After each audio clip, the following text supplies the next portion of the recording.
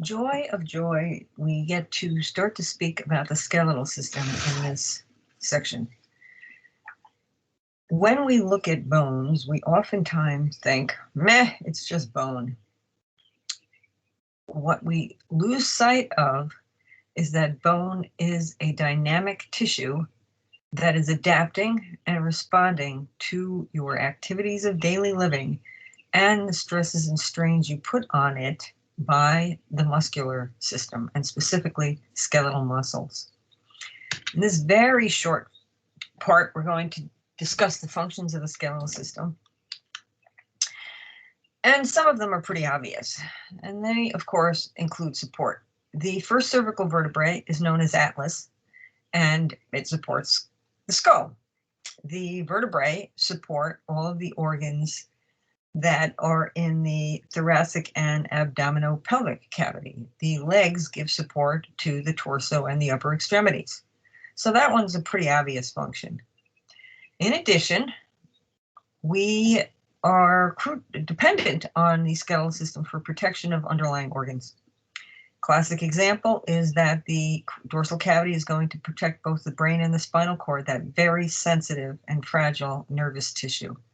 The ribs and sternum and vertebrae form basically a cage that will surround the heart and the lungs and provide protection for them. So those are two classic examples that I would know if I were you. In addition, we need the skeletal system in order to be able to move physically, because bones are going to serve as levers around which skeletal muscles contract. If we did not have this series of levers, we wouldn't be moving. Mineral homeostasis is probably a pretty obvious one too, if you know anything about osteomalacia or osteoporosis, because bones are going to store a number of very important minerals, including calcium, phosphorus, zinc, etc.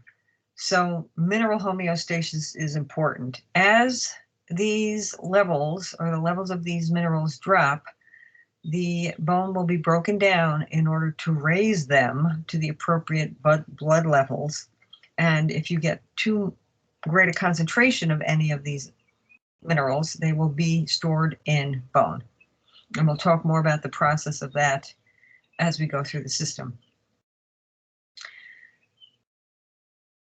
Pretty sure we've already talked about hematopoiesis when it comes to bone, and I can't stress this enough.